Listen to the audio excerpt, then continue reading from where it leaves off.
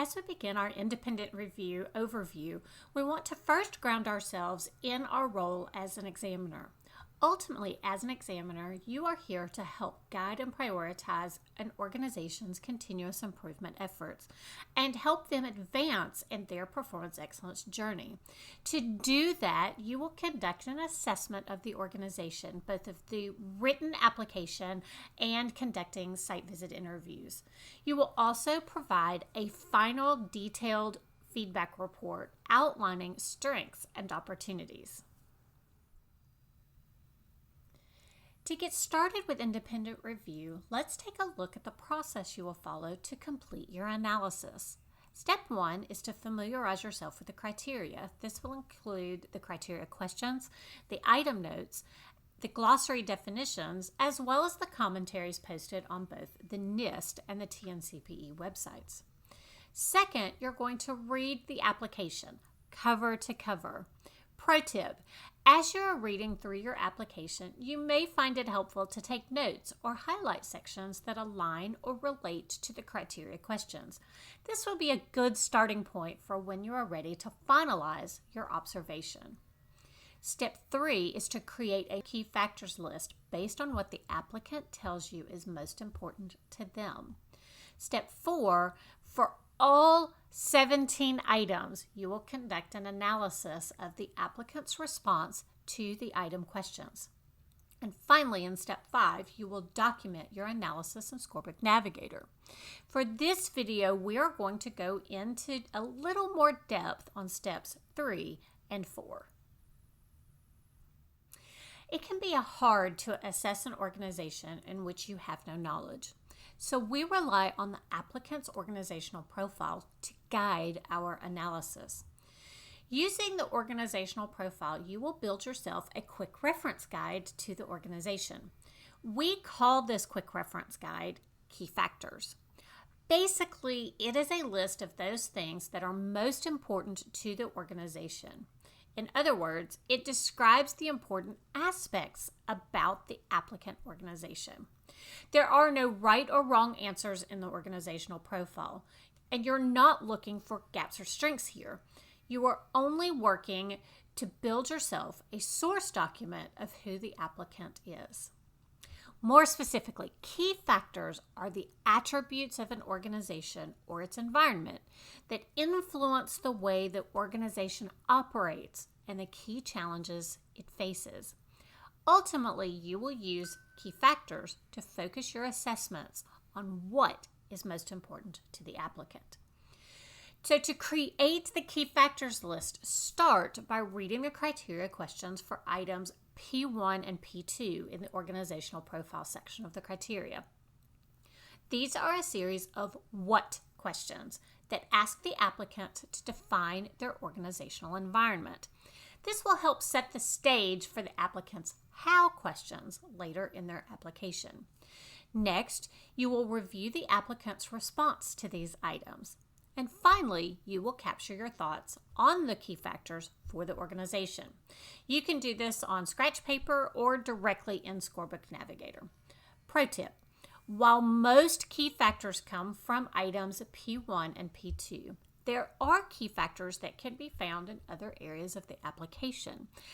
An example for our LifeBridge case study that we have been working with through examiner training is strategic objectives, which can actually be found in category 2.1.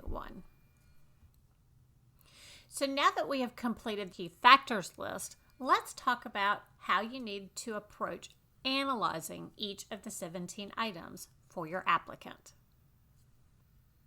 To analyze each of your assigned items, you will follow a 5-step process.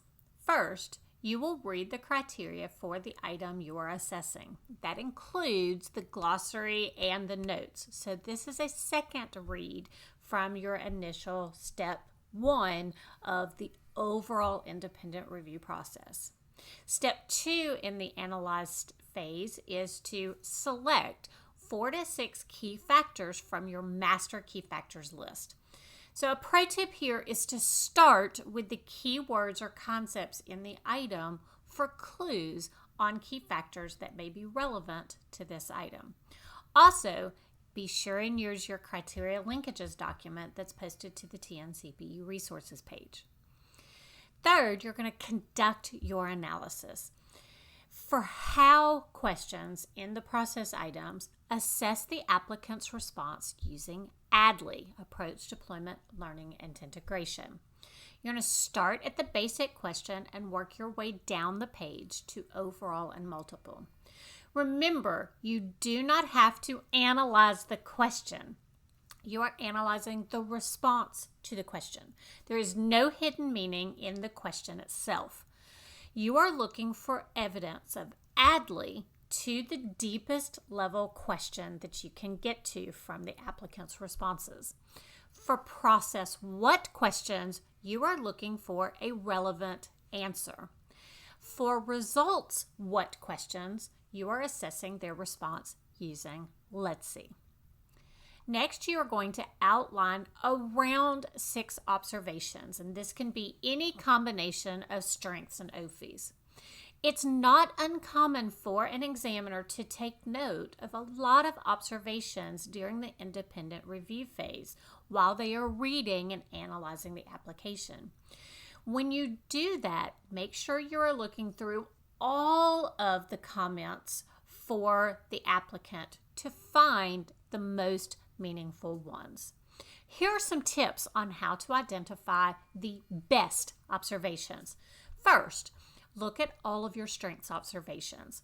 Where do they sit on the scale of basic, overall, and multiple? Then look at your OFEs. Where do they sit on the scale of basic, overall, and multiple? Do these conflict?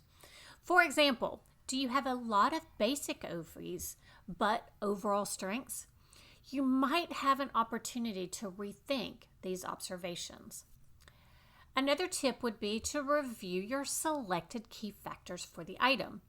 For the observations you selected, at some point, did you use all of the key factors selected? If not, why not? Are there some observations that you could have selected from your longer list that are relevant to the skipped key factor? Or is that key factor just not as important to that item as you thought it might be? Looking at your strengths and OFEs, do you have any conflicts? Meaning, do you have a comment that says the same thing as an OFE and a strength? If yes, decide on which is right for the applicant. Also, you can look at your item references. Do you have a strength and an OFE for the same item? If so, consider if it's appropriate to give them for both. While it is certainly acceptable to give a strength for one part of a criteria question and an OFE for another part of the question, double check to make sure that both are truly needed in the final feedback for the applicant. Our final step in the analysis process is to score the item based on your analysis. Remember, select your score based on a holistic view of the applicant's responsiveness to basic, overall, and multiple, and on the fullness of the response using the evaluation factors of ADLI or Let's See. Independent review is a critical component for completing a value-added feedback report for the applicant. Check out our examiner resources page to get some additional information on completing a successful independent review.